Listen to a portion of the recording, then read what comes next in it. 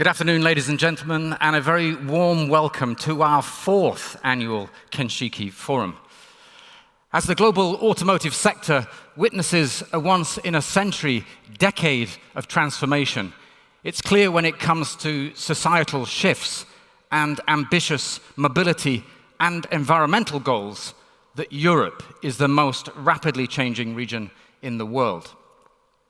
The pace of change we're seeing in both customer expectations and regulatory obligations is quite simply unprecedented.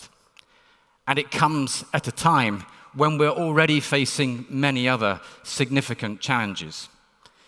The seemingly never-ending impact of COVID, the prolonged conflict between Russia and Ukraine, the continued supply chain disruption resulting from the global semiconductor shortage, and now hyperinflation at a level that we haven't seen in decades. These factors are impacting businesses and private consumers alike, and there's no doubt that they're now having a major effect on confidence, investment, and spending. It's against this challenging backdrop that we must consider our responsibility to meet these consumer needs and deliver for the environment. Back in 2015, at the timing of the Paris Agreement, Toyota set out its commitment to be carbon neutral globally by 2050. And earlier this year, Toyota was certified by the Science Based Targets Initiative, or SBTi, as meeting the 1.5 degrees standard for its global Scope 1 and 2 reduction targets. This independent confirmation illustrates that we are on the right path to meet our global carbon neutrality commitment for 2050. When you consider our global footprint, which includes many countries where the implementation of the necessary environmental initiatives is not so straightforward, this is a massive commitment. However, here in Europe, it's clear that many of the key enablers are being put in place to support a much faster transition. As such, we have an opportunity to accelerate our plans, and today, for Europe, I can confirm that our ambition is to reach full carbon neutrality by 2040, a decade earlier than global Toyota. There are essentially three key phases to that journey. The first is to be carbon neutral across all our manufacturing plants and corporate facilities by 2030. The second is to be ready for 100% of our sales in the EU, the UK, and the EFTA markets to be zero-emission vehicles only by 2035.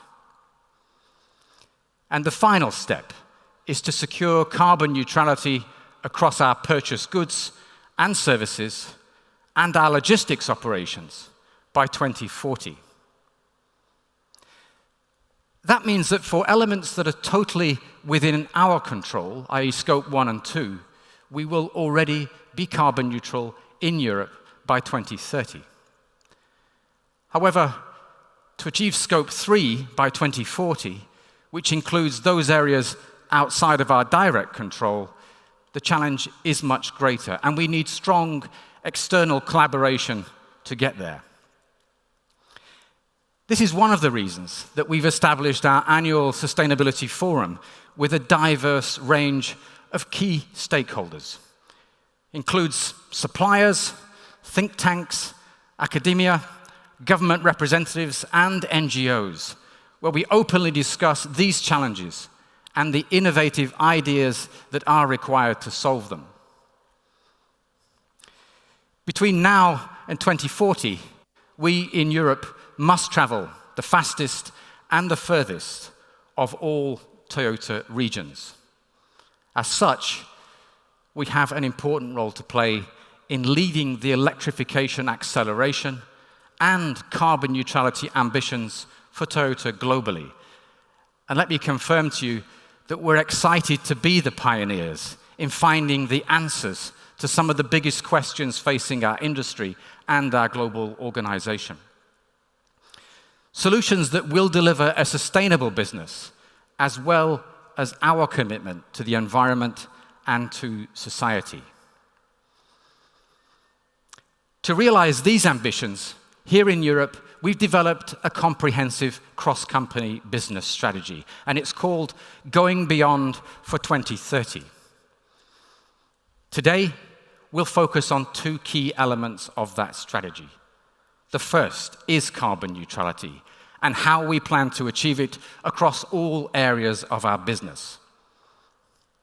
And the second, as we transition from a manufacturing and sales company to a provider of mobility services, is the future of mobility. To explain our approach to carbon neutrality, I'm delighted to be joined by Gil Pratt, Toyota's Global Chief Scientist, by Carly Jimenez, our Senior Vice President of Corporate Affairs here in Europe, and by Marvin, our European Executive Vice President for Manufacturing and Supply Chain. This is so that we can give you an insight into both our global thinking, but also the concrete actions that we're taking locally here in Europe. Later, I'll also be joined by Dr. James Kuffner, CEO of Woven Planet Holdings and Chief Digital Officer of Toyota Motor Corporation, to talk about how we see the future of mobility. But before we look forward, let's begin with the current realities that we're facing, and with a quick overview of our business performance and our short-term outlook. Like everyone else, we failed to anticipate not just the magnitude of continued supply chain disruption, but also the major geopolitical and economic events that lay ahead of us. These have led to a significant downturn in the market. But against this backdrop, we have shown incredible resilience and determination. And I'm very proud to say that we expect our 2022 full-year sales result for Toyota and Lexus combined to be close to 1.1 million vehicle sales. This represents a small but important improvement in sales compared to last year, despite the European market falling by nearly 12%. I'm particularly pleased with our market share. We have continued to outperform the market, and we expect our calendar year 22 market share to be close to 7.3%. That's 0.9 points above last year. It's a record for us, and it confirms Toyota as the number 2 automotive brand in Europe. In this respect, we've already achieved our 2025 market share ambition that I previously shared with you. Turning to 2023, due to the uncertain supply outlook, I'm reluctant to give you a sales forecast commitment. But I can say that we expect to see further volume and market share growth. On reflection, we've been able to perform better than many of our competitors through this period of turmoil. And I believe that one of the key contributors to our success has been our multi-technology approach, which has enabled us to meet a very diverse range of customer needs in this fast-changing environment. There are, however, some areas of our business that have been severely impacted by the supply disruption.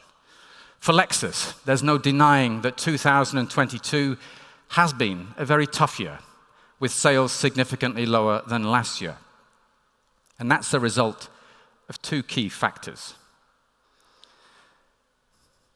In the East, the conflict in Ukraine led us to stop all sales in Russia, previously our largest market for Lexus in Europe, accounting for more than 25% of our Lexus sales. Sales were also temporarily suspended in Ukraine, but successfully restarted in the summer thanks to our resilient Ukrainian network. And amazingly, today they're operating at about 50% of last year's volume. In the West, we have simply not been able to keep supply in line with demand due to the parts shortages. With all our Lexus models produced in Japan, we've experienced significant production cuts on key models, including the new generation NX, a model that was very central to our growth aspirations this year. Our order banks, however, remain very high, so we are confident that when supply limitations ease, our Lexus growth momentum here in Europe will continue. Next year, we'll start deliveries of the new generation RX, our flagship SUV, which has been completely reinvented. And also of RZ, our first BEV on the eTNGA platform.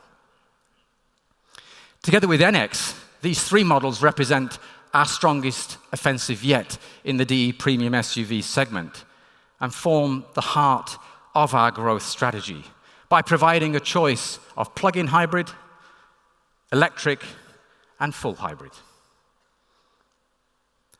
On top of this, within this privileged group, I can also share with you that there will be some very exciting product news coming from Lexus next year, with a very special focus on Europe.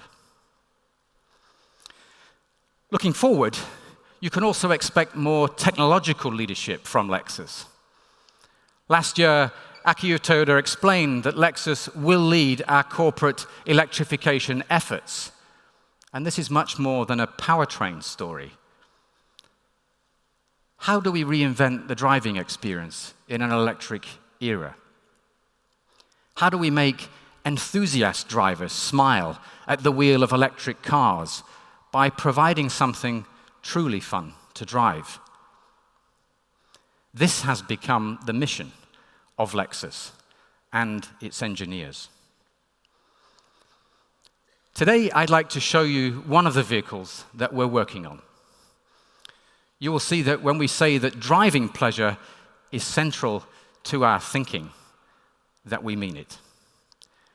Ladies and gentlemen, let me introduce you to the Lexus Electrified Sport.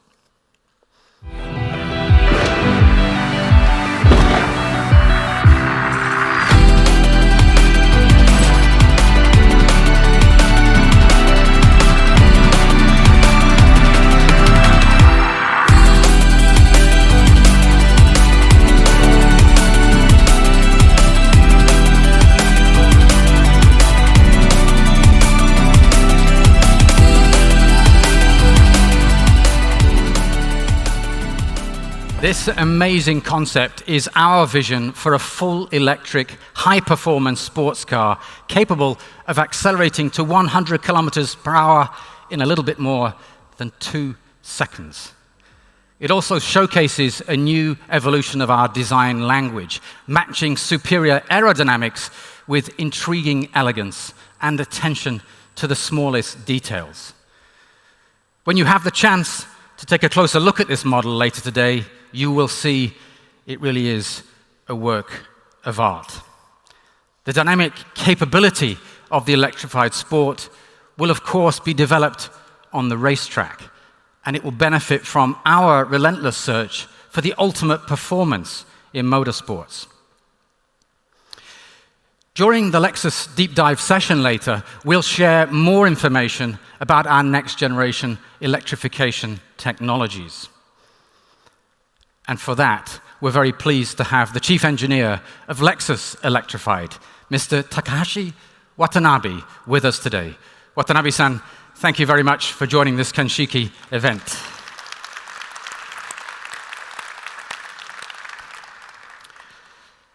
Although Lexus will lead our global thinking in terms of electrified technology development and implementation, it's the Toyota brand that will bring volume and accessibility through the rollout of our BZ electric vehicle lineup.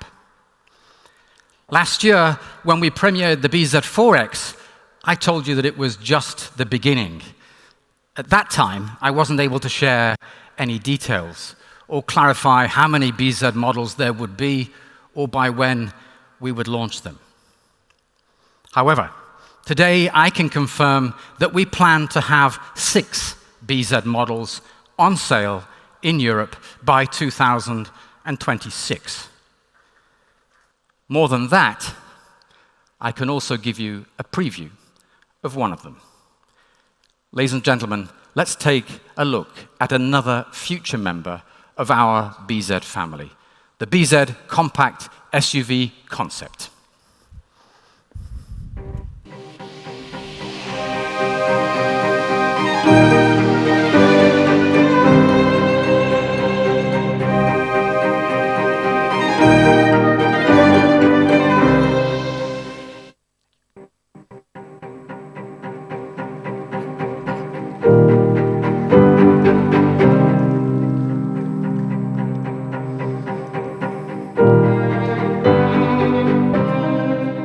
The BZ compact SUV concept illustrates our desire to develop vehicles that are not just battery electric powered, but also created using low-impact sustainable materials. Cars that bring dynamic performance, leading technology, and stylish design. The design language of this concept SUV is purposefully futuristic, and it pushes the wheels to the corners to create an aggressive stance. Short overhangs and body creases are intended to make it stand out as an advanced technology vehicle. It includes sustainable, eco-friendly touches, like seating that's made from plant-based and recycled materials. Both of these cars, the electrified Sport from Lexus and the Toyota BZ compact SUV, indicate our clear commitment to battery electric vehicles. There is no doubt that BEVs will play an ever-increasing role in the transition to 100% zero-emission vehicles by 2035 in Europe. And we believe it's too early and perhaps too risky for the environment and for our customers to put all ZEV eggs in the BEV basket. Furthermore, in the transition decade that lies ahead, we believe it's important to continue to offer low-emission solutions to all of our customers so that nobody is left behind. We'll therefore maintain our strategy of deploying as many technologies as possible and offering an increased range of hybrid and plug-in hybrid solutions. That strategy began 25 years ago with the launch of the first generation Prius. And I think it's fair to say that there were some doubts that hybrid would become mainstream. Nevertheless, we continued our journey, and the technology and know-how that we've developed over the last 30 years now enables us to offer an increasingly wide portfolio of accessible and efficient electrified products. Today, hybrid remains a trusted and powerful differentiator for Toyota, particularly here in Europe. And in the future, we believe the same will be true of hydrogen technology. The opportunity for hydrogen goes way beyond light vehicles, and we're seeing a marked acceleration in interest across all transport sectors, especially from markets that are looking to secure energy independence, like Germany. To learn more about that and the importance of a diverse electrified lineup, let me welcome Gil Pratt, our Chief Scientist.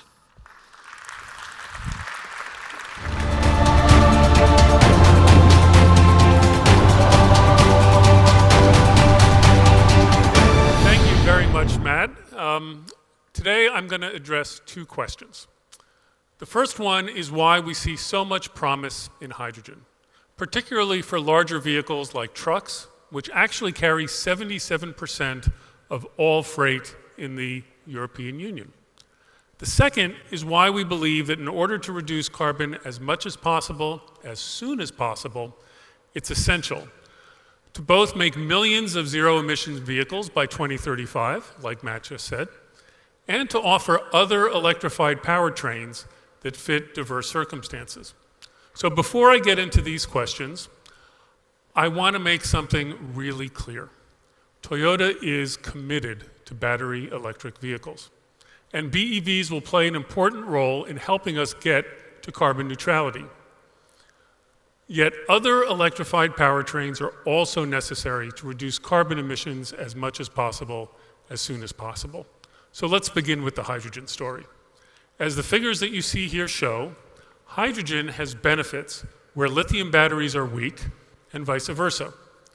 Gray hydrogen, which is shown on the bottom left, is produced today at an enormous scale to make fertilizer. It's actually enough to fill millions of vehicles, hydrogen vehicles, every year. We know that gray hydrogen will need to be replaced with more environmentally friendly options. And luckily, there's several alternatives that show promise, from turquoise that you see here on the left to green that you see over on the right. So we as Toyota are confident that hydrogen will become one of the important tools used to combat climate change. Now, beyond its uses today, we believe that hydrogen will be used in the future for steel making, for cement making, and for storage of renewable energy, where it's 10 times less expensive at scale than batteries. Many people don't know that, actually. And it's because that, unlike batteries, hydrogen decouples the scale of the storage tank from the scale of the energy conversion device. So at Toyota, we also see significant potential in vehicles, particularly larger vehicles where hydrogen's lower mass and faster refueling is essential. So I'm going to do some simple math with you to see why. To compete with diesel, a typical large European truck needs about 1 megawatt hour of propulsive energy storage. And that's around 10 times what is required for a long-range, lightweight battery electric vehicle, for a car.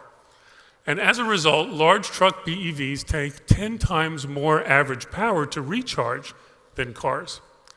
European trucks take around 6 minutes, diesel trucks that is, to fill at a typical pump.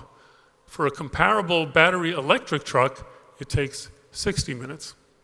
So to handle the same demand, each diesel pump needs to be replaced by 10 electrical chargers, each of them 10 times higher power than a lightweight BEV charger, for a total average power of 10 megawatts.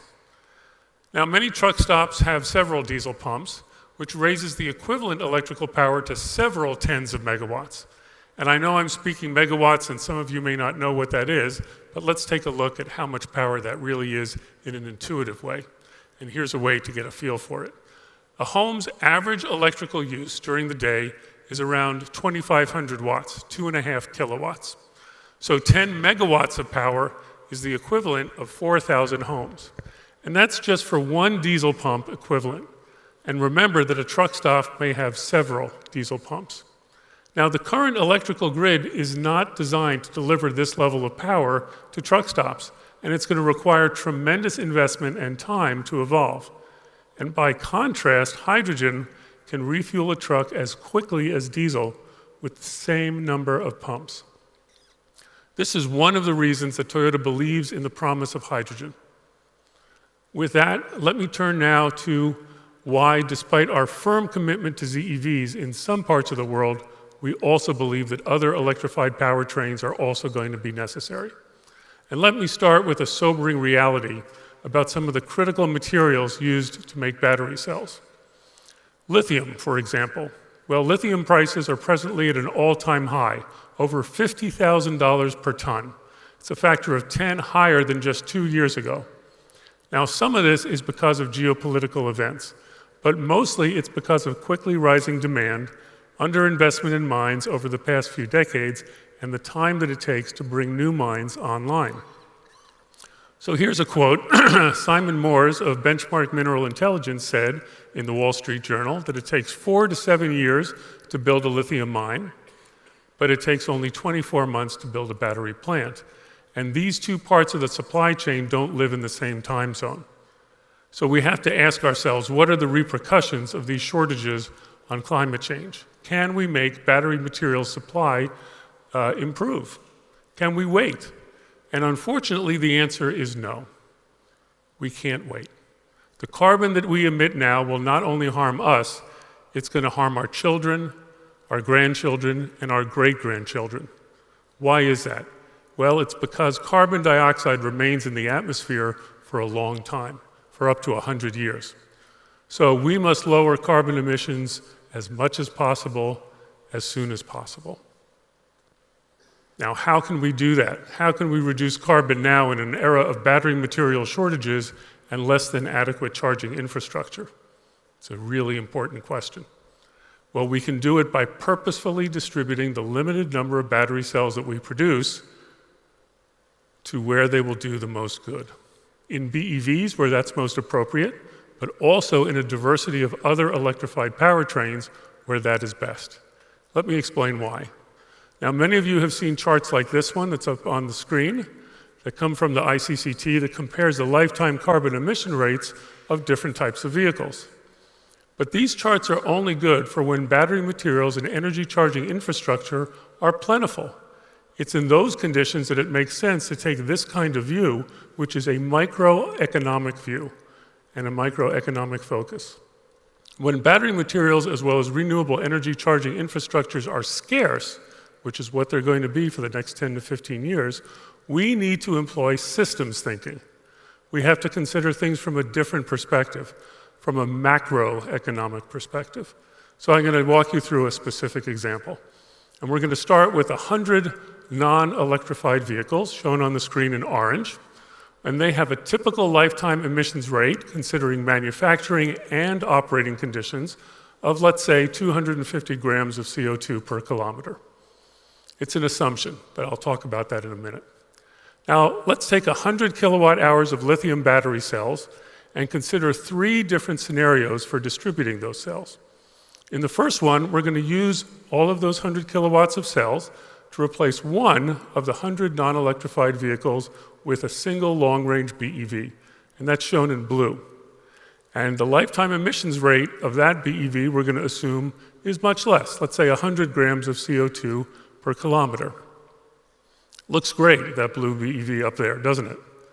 But because we've used the entire battery supply to just make one BEV, the result on that whole screen of system thinkings and macroeconomic perspective is 248.5 grams of CO2 per kilometer, nearly that of a non-electrified vehicle.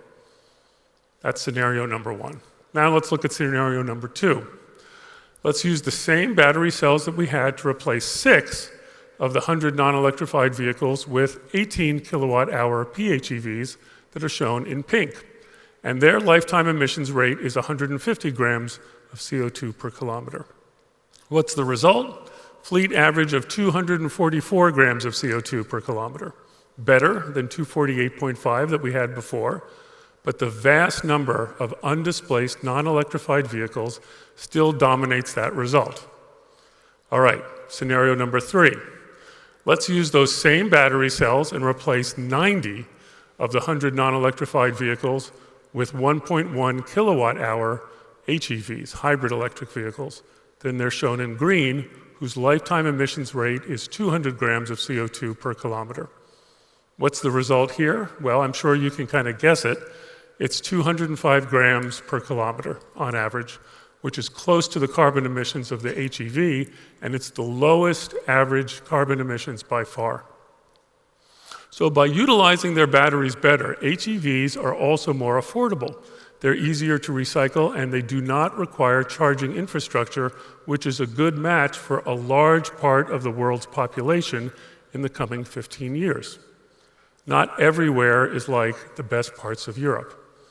So we can debate the lifetime average carbon emission numbers that I've assumed here for each vehicle type, but as I'm sure you'll see, the result is not going to change significantly because the dominant factor is the different numbers of non-electrified vehicles that are displaced by the same amount of battery, not the exact lifetime emissions of each powertrain type.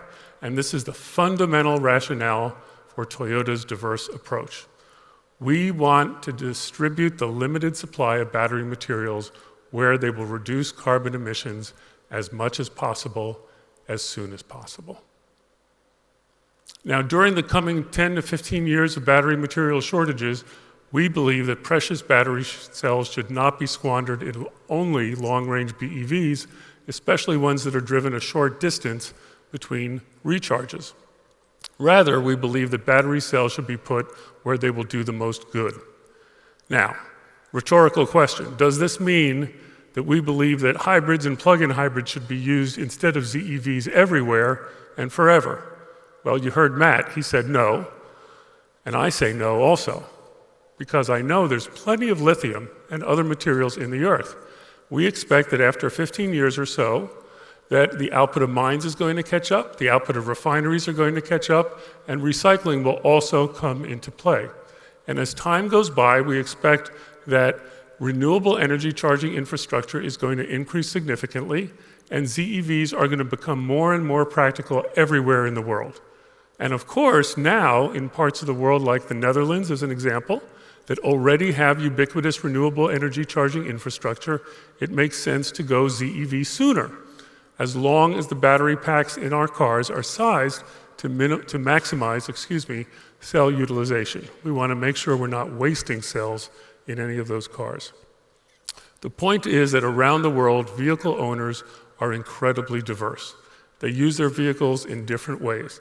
They live in markets with different energy supply mixes, and they have access to very different levels of charging infrastructure. So amidst all of that diversity of circumstances, we can't expect that a single powertrain is going to offer the optimal solution everywhere.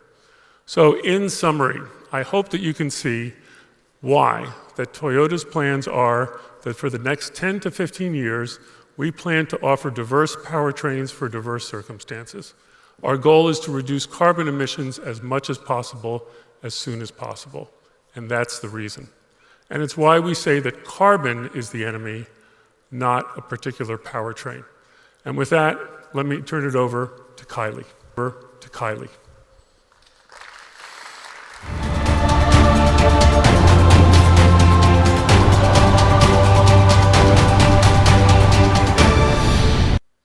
Thanks, Gil.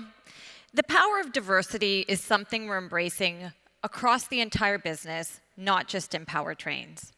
On our journey to develop a different kind of business, a business that seeks to create mobility and happiness for all, we need to make sure we maximize the range of mindsets, perspectives, and thought processes. So how do we do this? Well, for us, it means an increased focus on diversity, equity, and inclusion. In fact, we believe it's such a competitive advantage that it's become a top priority in our regional strategy, and our ambition is to become the global leader of DE&I within Toyota. And that's why all of our leaders across Europe have DE&I in their business plans, with concrete actions covering a broad range of diversity priorities, from LGBT to age, race and ethnicity, physical disability, neurodiversity, and gender. And there's already proof points to illustrate our progress. For instance, our hiring ratio of women has risen from 36% to 45% just in the last 2 years. But we recognize that the talent pool of female candidates in automotive is scarce. There simply is not enough women choosing STEM careers. Actually, in Europe, it's only 18%. So while we're targeting women and other diverse groups in our traction strategy, we're also working on increasing the pipeline of women in STEM, because just 26% of schoolgirls are interested in STEM subjects. And studies have shown that we can almost double this when kids have a role model. So knowing this, what do? Well, through our Girls STEM the Future programs, we've been working to change stereotypes for girls in schools. Our own female Toyota role models interact with schoolgirls in classroom sessions, on-site visits to our Research and Development Center, and innovation camps. And they see what it's really like to work at Toyota. And by doing this, we raise the aspiration of young girls. And despite only 18% of women choosing STEM careers in Europe, our efforts are actually paying off. Last year, 37% of our hires in R&D were women. But what might surprise you is the results that we're getting in our manufacturing plants. In Poland, we reached 30% female representation right from shop floor to our leadership. Just this year, Turkey took up the same challenge, and within 1 year, we've moved from 3% women on the shop floor to 11%. And what that means in real terms is that 1 in every 3 hires was a woman. So it's my hope that when people think of the success that we're having at TME, it will be understood that it's because of our diversity advantage. Now, that's not the only area where Toyota Motor Europe is taking the lead. As Matt mentioned earlier, our ambition in Europe is to reach carbon neutrality a decade earlier than global Toyota, which means 2040. With that in mind, we've established bold carbon neutral vehicle and manufacturing commitments. So, firstly, when we're talking about vehicles, as Gil mentioned, we believe the enemy is carbon, not a particular powertrain. The real goal is to reduce carbon emissions as much as possible, as soon as possible. Toyota is actually one of only 2 global companies operating in 170 markets around the world. And we believe that it's clear that those markets will not be ready for zero-emission vehicles at the same time. For instance, here in Europe, one of the most affluent regions in the world, the speed of transition varies greatly. In Greece, where GDP is relatively low, the infrastructure is currently less than 1 charging point per 100 kilometers. Even in Poland, where GDP is higher, the number of points per 100 kilometers is still less than 1. And in Norway, where you might believe there's a wide availability, in the northern region, Finnmark, there's only 5 charging points per 100 kilometers. And the resultant take-up for BEVs, as a result, is very much lower than in Oslo, which has 162 points per 100 kilometers. So, how should we respond to customers in Greece, Poland, and the north of Norway? Well, our belief is the most responsible thing to do is provide them with an appropriate solution that allows them to reduce their carbon footprint now. And that's why we offer battery electric vehicles and fuel cell electric vehicles and plug-in hybrids and hybrids. We actually call this the power of and, because rarely does it one size fits all, especially when you consider the diversity of customer needs and infrastructure readiness. This approach ensures that nobody is left behind in the quest to reduce carbon emissions, and it illustrates why we see an ongoing need for hybrid and plug-in hybrid technology in the years to come. And what better way to illustrate that commitment than with the vehicle that started the hybrid revolution and went on to sell over 5 million worldwide. Please join me in welcoming the all-new Prius.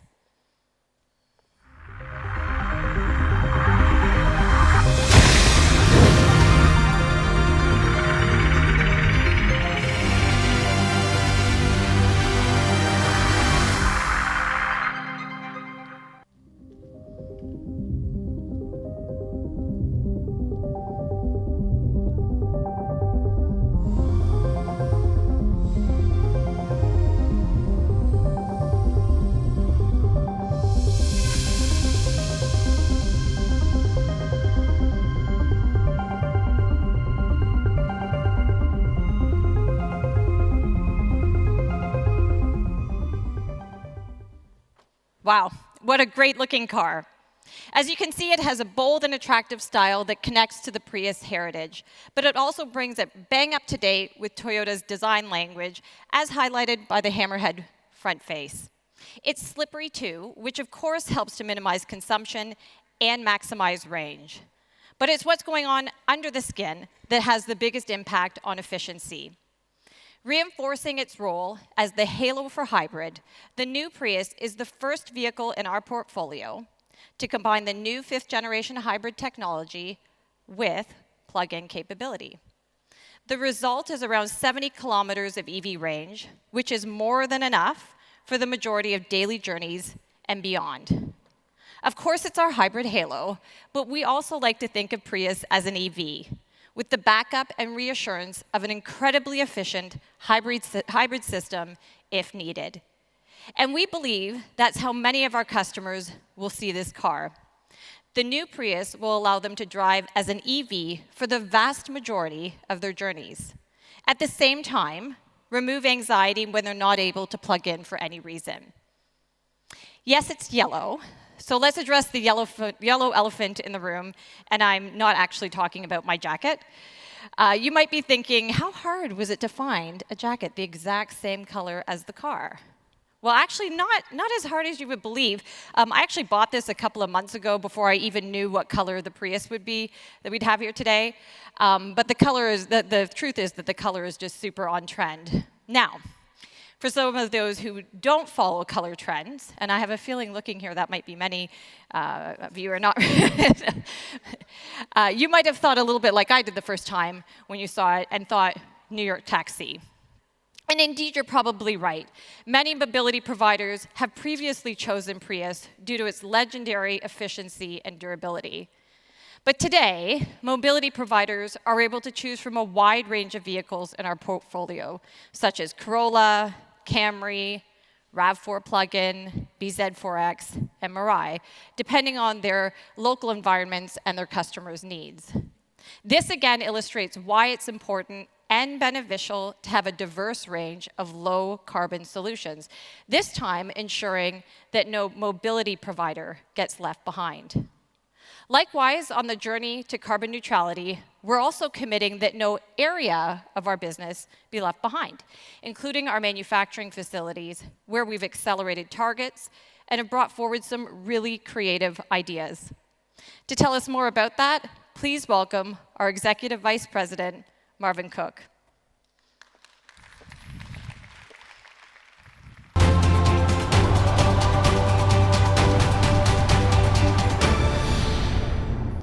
Thank you, Kylie. Good afternoon, everyone. As you've heard, our commitment to reducing carbon goes beyond the vehicles we sell. On our European path to carbon neutrality, by 2040, we target bringing all of our manufacturing facilities in Europe to carbon neutral by 2030. Now, when you consider the geographic spread of our facilities and the diverse environments in which they operate, I'm sure that you can imagine how the techniques that we develop here can be implemented all over the world. So let me give you an overview of what we've achieved so far. Our approach is to minimize energy consumption as much as possible and at the same time switch to renewable energy.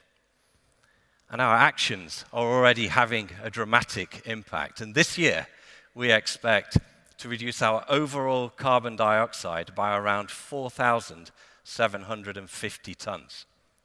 Let me give you a few examples of what we've done. In our plant in Wałbrzych, Poland, we've implemented a heat recovery system that ensures as much thermal energy as possible can be recycled. The implementation of special rotors and highly efficient fans means that we've been able to reduce our energy consumption by 82%, which is around 12,000 megawatt hours, or in other words, enough energy to power and heat over 1,000 homes for 1 year.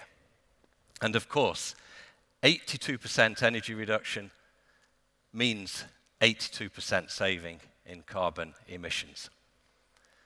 Similarly, in our plant in Burnaston, UK, we've implemented a heat recovery system in our paint booth. That allows us to reduce our energy consumption by 96%, which again directly translates into a 96% saving in carbon emissions. This last initiative recently received a global award for the best Kaizen idea within Toyota. These innovative ideas are already being implemented in other plants to similar effect, and not just here in Europe. In parallel, we've been working to secure our much reduced energy need from zero emission or carbon neutral sources. A good example of this is our approach to our plant in Deeside in the UK. There we've installed solar panels equivalent to 10 football pitches to give us a good supply of zero emission electricity.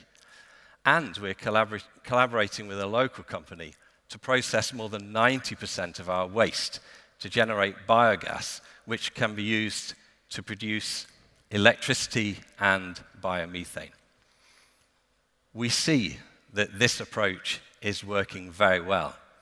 In fact, in the case of Deeside, we expect this plant to be carbon neutral as early as 2025.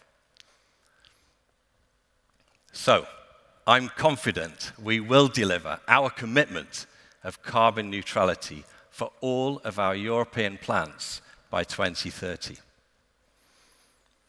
But maybe now you're wondering, what are we going to be producing in that time frame?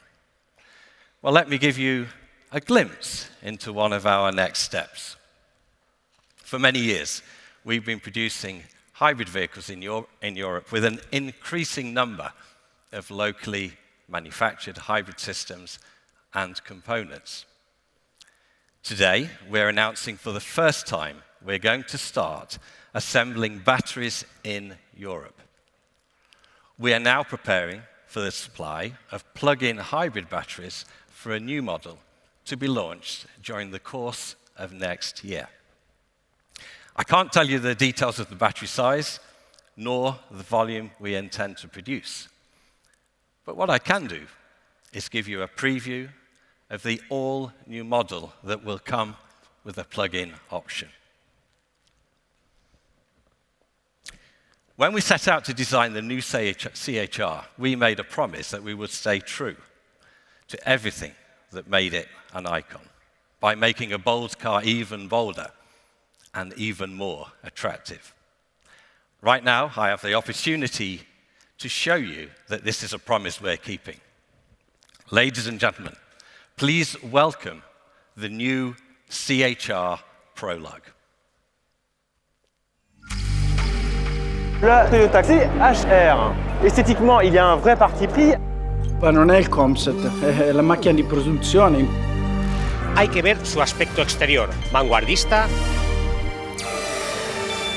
When we were working on the original CHR, we really wanted to create a brand new genre within the C segment. But when we created the design, we really wondered how we were going to get this unique car into production. When you're driving it, it says something about you. For the next CHR, we really wanted to challenge ourselves to surpass what we'd already achieved.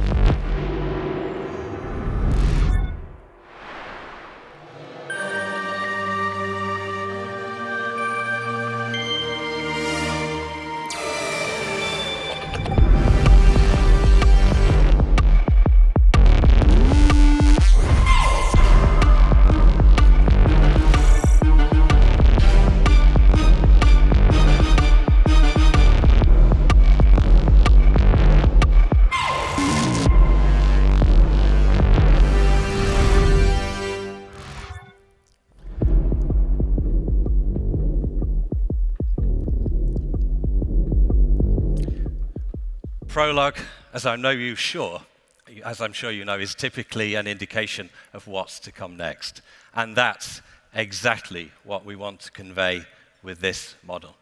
Just like the Igo Cross Prologue from last year, the CHR Prologue model gives you a strong indication of how the next generation CHR will look. And as I suggested earlier, we're ready to confirm that the new CHR will come with a plug-in hybrid variant with a battery pack assembled here in Europe. There will also be a hybrid version that will use our latest hybrid technology. Now, you've probably noticed the CHR Prologue has a clear connection with the BZ compact SUV concept, and this is not by accident. These two vehicles will be launched together into the largest and most competitive market sector in Europe, the market segment we call CSUV. CHR Prologue will appeal to those looking for hybrid or plug-in hybrid solutions, and the VZ compact SUV concept will appeal to those looking for a full electric solution. Together, they confirm a continuation of the wider electrification strategy of leaving nobody behind, as Kylie mentioned earlier. And as previewed earlier, we believe hydrogen is certain to play a stronger role in our strategy. To tell us more about our strategy for hydrogen, please let me welcome Matt back to the stage. Thank you. Cheers, Matt. Thank you, Marvin. You've just heard about how our manufacturing team is making great progress towards carbon neutrality. But now I'd like to elaborate on how we're planning to leverage hydrogen on that carbon journey. Gil shared why we see so much promise in hydrogen, why it's increasingly clear that hydrogen is going to form a key part of Europe's energy strategy, and why there's a growing appetite to accelerate. To help speed up expansion of hydrogen technology, we're pursuing a strategy that extends far beyond passenger cars, and it's based around 3 pillars: light vehicles, business to business or B2B, and the creation of new ecosystems. Regarding light vehicles, our Mirai fuel cell sedan is now in its 2nd generation, and there are a growing number of localized fleet applications where Mirai is being used to great zero emissions effect. For example, Paris has the world's largest fleet of zero-emission hydrogen-powered taxis with over 600 Mirais. Similar initiatives can also be found in Copenhagen, in Berlin, and in Hamburg. And we're now also exploring expansion of hydrogen technology to other passenger vehicles, where fuel cell can deliver a competitive advantage. At the end of this week, we will announce the prototype development of a fuel cell Hilux in conjunction with 4 UK engineering partners and supported by the UK government. Development is progressing well, and we're moving ahead with preparing small-scale production at our plant in Burnaston. The second pillar is heavier-duty B2B applications, where Gil has already highlighted the significant benefits. We have many projects underway, particularly in the truck, bus, rail, and maritime sectors, as well as stationary power generators. Our automotive partnerships include developing a fuel cell city bus with Salvador Caetano and the supply of our 2nd-generation fuel cell stack to Daimler for their Mercedes-Benz Equitaro bus. Turning to the maritime sector, we also recently worked with Energy Observer Development, or EODev, to successfully integrate our fuel cell technology into the Energy Observer boat, ahead of its emission-free crossings of the Atlantic and the Pacific Oceans. We also partnered with EODev to create hydrogen-powered generators, an example of which was recently used to light up the Eiffel Tower in Paris. The third pillar of our hydrogen strategy is to create new ecosystems. This means teaming up with like-minded partners to establish sustainable hydrogen partnerships and solutions. One good example is in Germany, where we're working with the green hydrogen provider GP Joule and our bus partner, Salvador Caetano, to expand supply and infrastructure. It's a model that we'd like to repeat elsewhere, with 2 clear objectives in mind. Firstly, accelerating the distribution of preferably green hydrogen together with the required infrastructure. And secondly, enabling the development of mobility-related applications with each stakeholder.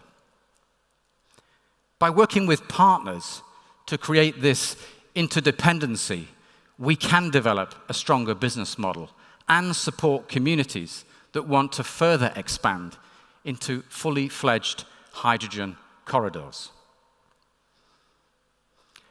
Our hydrogen ambition is clearly resonating with an increasingly wide group of customers, and our fuel cell business unit is inundated with requests for collaboration.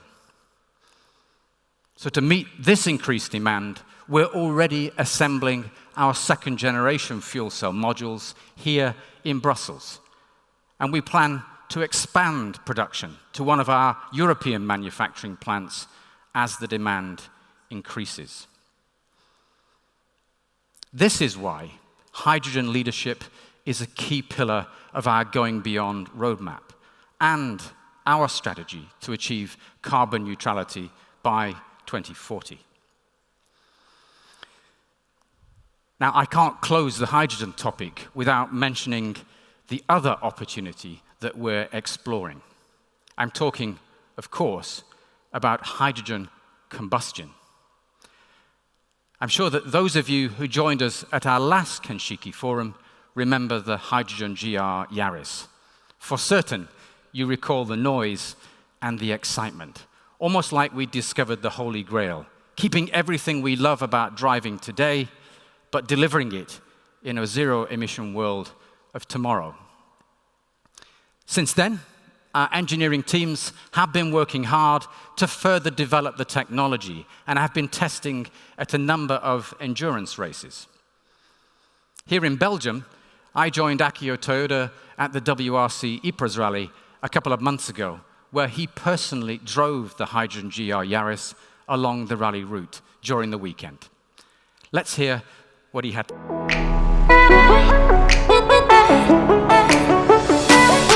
The hydrogen is one of the solutions of carbon neutrality.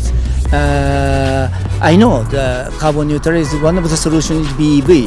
However, we have many other solutions. This is CO2 zero for vehicles and fun to drive and also sounds like engines.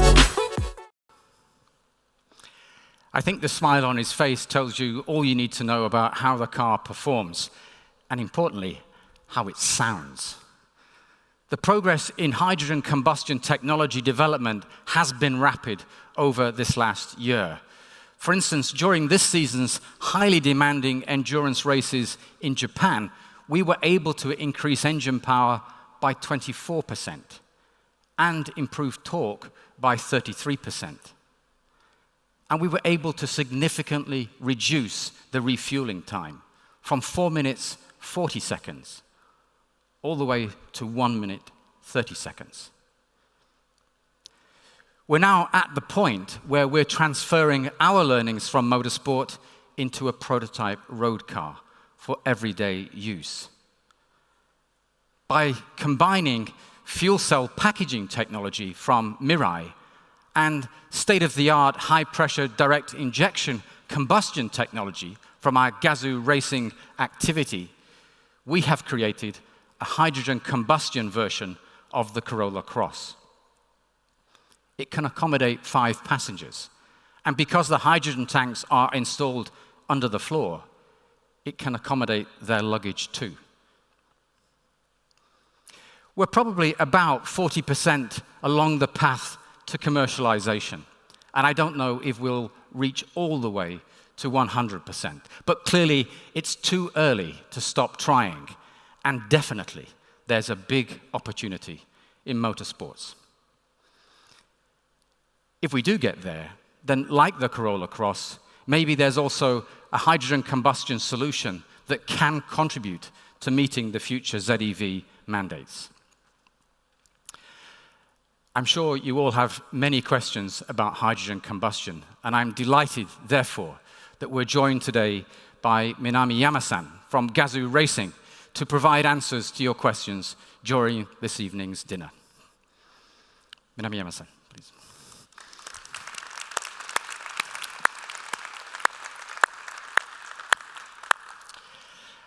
Our Gazoo Racing organization is at the forefront of our hydrogen combustion development activity. Led by Koji Sato, under the direction of Akio Toyoda, Gazoo Racing continues to enjoy great success on the world motorsport stage. At the beginning of this year, Nasser Al-Attiyah and Mathieu Baumel secured the Dakar Rally title in their GR DKR Hilux. They went on to win the inaugural World Rally Raid Championship titles. Really a fantastic achievement against some very capable opposition.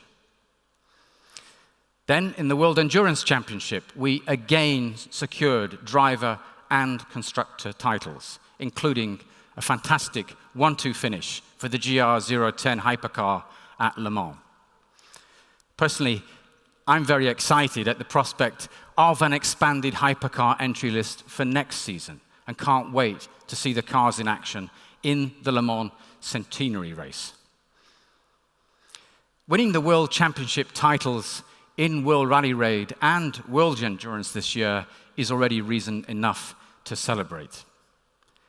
But it's the addition of the World Rally titles too that gives us cause to be especially proud.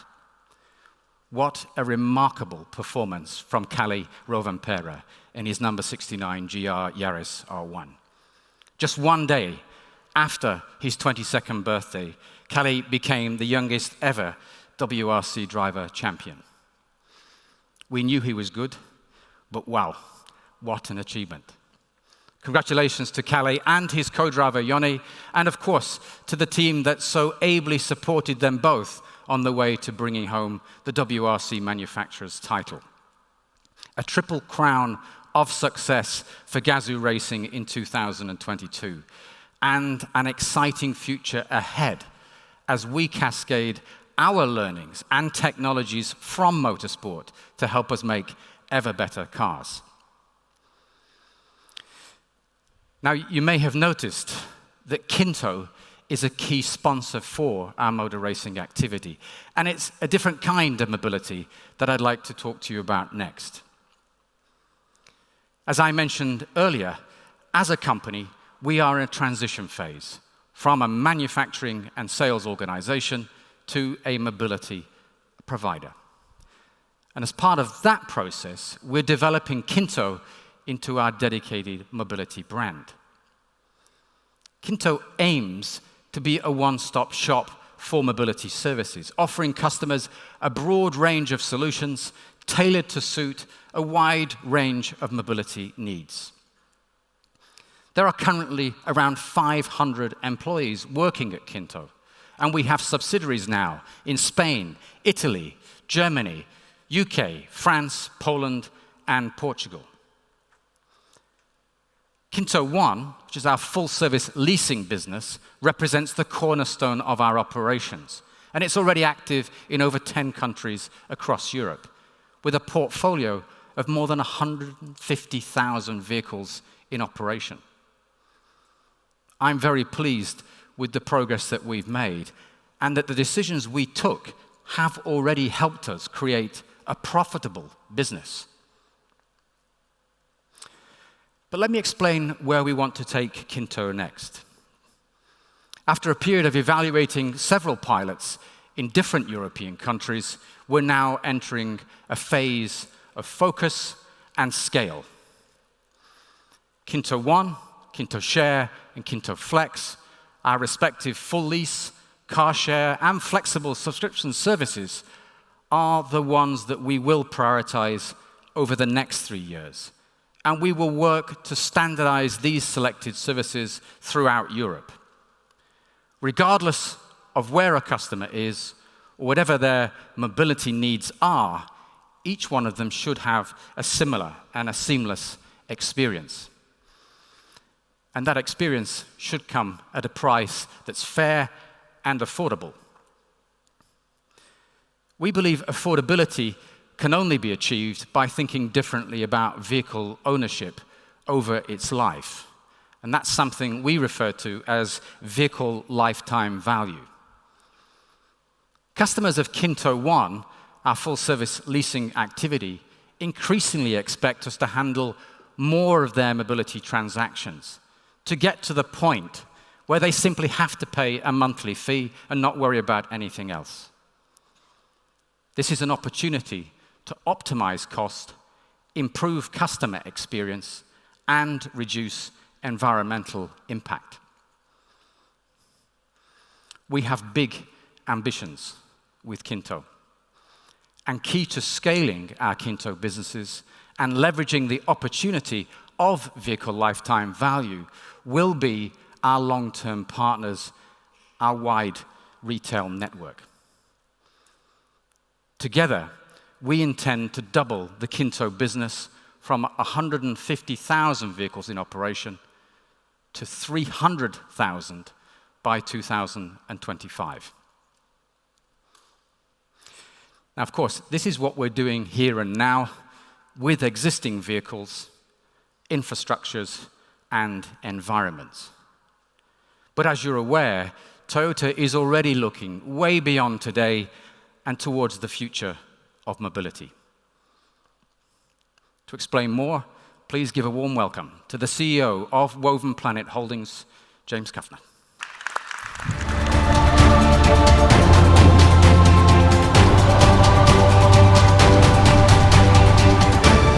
Thank you, Matt.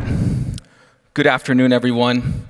Today, I'm excited to introduce you to Woven Planet and to share with you a glimpse at Toyota's automotive technology strategy and where Toyota is headed in the future, particularly with regard to software.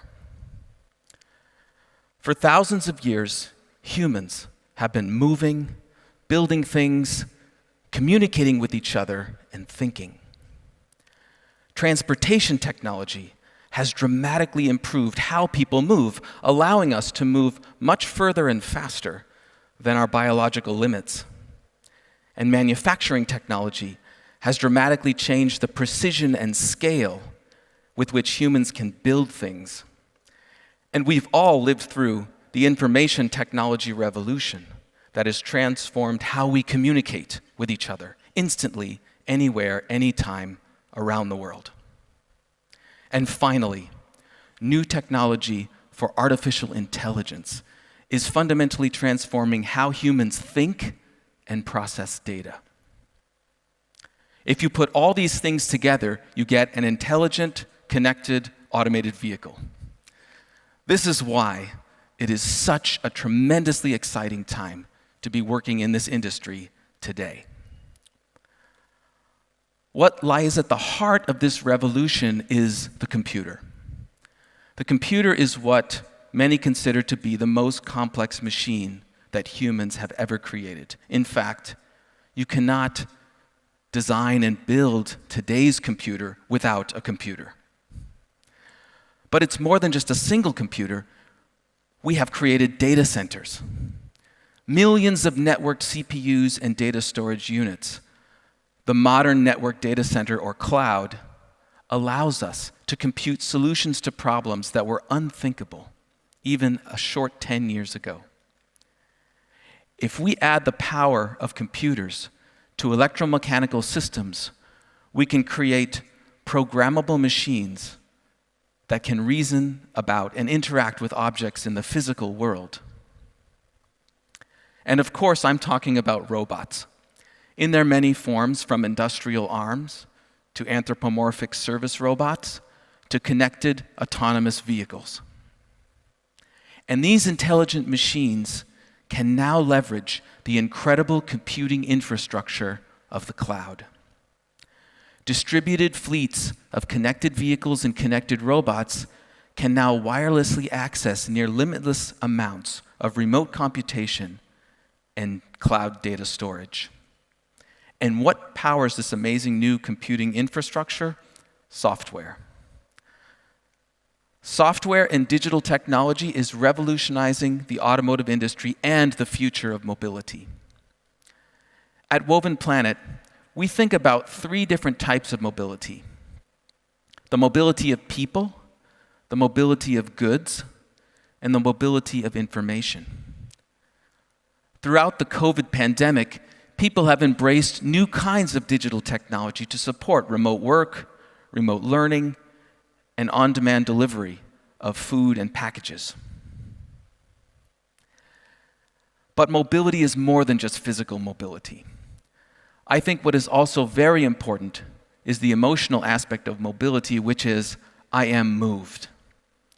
Toyota has always strived to build products and services that bring people joy and happiness. In other words, how do we move people's hearts? Our vision is mobility to love and safety to live. We aim to deliver the safest, most reliable, human-centered mobility for all. Mobility that customers love and trust. But Toyota and our entire industry is facing an enormous challenge. How can we deliver high-quality automotive software at scale? I would like to share with you our approach. One, we're creating new software platforms and tools, processes, and a culture shift to software-defined development at Toyota. This will improve productivity by delivering software that allows scalability and the reuse of code across the hundreds of Toyota and Lexus models. Two, we're providing Toyota with the ability to deliver end-to-end digital experiences to customers. We're developing state-of-the-art automated driving and advanced safety technology that complements human driving skill.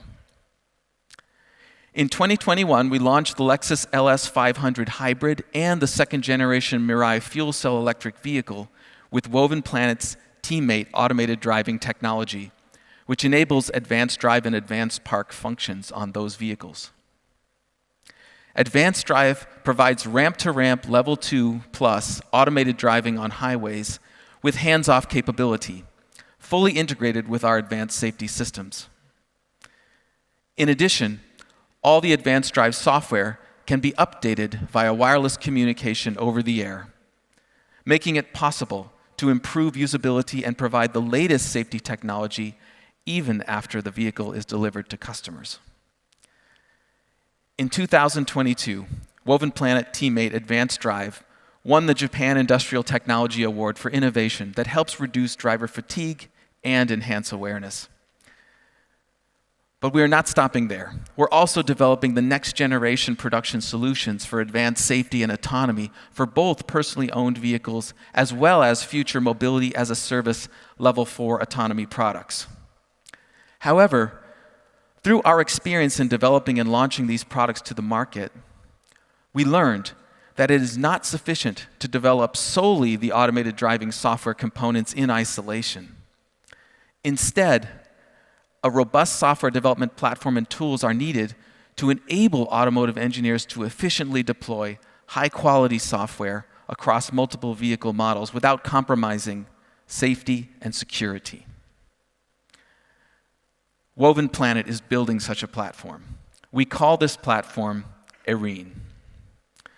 Arene embraces a software-defined architecture approach to designing vehicles that solve some of the industry's biggest challenges, such as managing the rapid increase in software complexity at a massive scale and reducing the costs associated with the development of advanced automotive software features. Software-defined architecture, or SDA, enables software and hardware components to be developed independently and reused, shortening the lead time of product development. New value to customers over the vehicle lifetime is then unlocked. This approach has already revolutionized the personal computing industry and the mobile phone industry, and soon it will transform the automotive industry. Arene's SDA design enables Toyota and Lexus to deliver powerful new features, improve satisfaction and happiness to customers worldwide, all without compromising our tradition of quality craftsmanship, safety, reliability, and long-lasting customer value. But perhaps nothing better captures Toyota's bold investment in the future of software and digital technology to support human-centered mobility than the Woven City project. Woven City aspires to become a unique proving ground to accelerate innovation and deliver the world's future mobility at scale. Officially announced by President Akio Toyoda in 2020, Woven City is a 700,000 square meter site at the base of Mount Fuji. The groundbreaking ceremony was held in February 2021, and the building construction is now underway. We expect to complete construction of Phase 1 by 2024 and begin mobility testing in 2025. When completed, Woven City will be a unique, human-centered, ever-evolving, living laboratory. It will allow us to accelerate our development and testing of integrated solutions for increasingly digitally connected cities of our future. As a test track, it will speed development of mobility technology, smart agriculture, clean energy, and healthy living, all powered by software and security with privacy built into its design. We have exciting plans to test new services such as electric personal mobility, automated goods delivery, flying mobility, and smart sustainable energy generation and storage. Last year, we announced a partnership with Eneos to explore the utilization and application of hydrogen energy at Woven City, and ultimately leverage renewable hydrogen to make Woven City a model of sustainability for our world. Some of you may be wondering, what is the meaning and significance of the name Woven?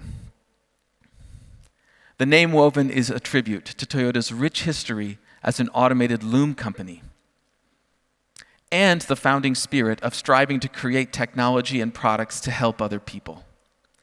When technology amplifies human potential, oftentimes that technology or product is beloved by people because they feel gratitude to be helped. Many Toyota customers love their cars that provide them safety, security, and amplify their ability to move. Some customers even name their cars.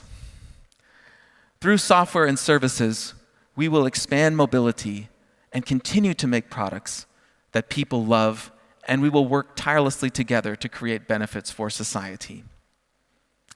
In closing, to be human is to move. Throughout history, mobility has propelled social progress. And together with Toyota, we will never stop innovating around mobility. That is why I am really looking forward and excited to share with you more about our unique approach to transforming mobility through software during the upcoming deep dive session. Thank you so much for your attention. Back to you, Matt.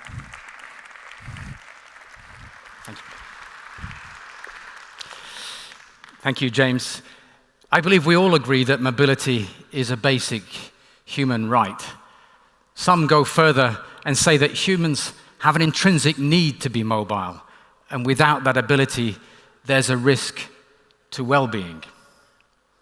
In this regard, Toyota is committed to putting customers first and serving society as a whole.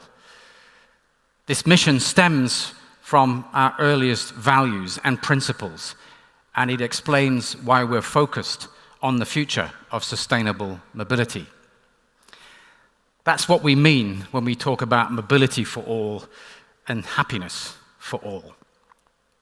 As James explained, we're working at speed on the key technological enablers of future mobility, including higher levels of autonomous capability, full digital evaluation environments, and Woven City, a working laboratory or test course where new technologies and developments can be validated in the real world. Irene, our forthcoming software platform, is central to this activity, and it will help us accelerate the rollout of future zero-emission products.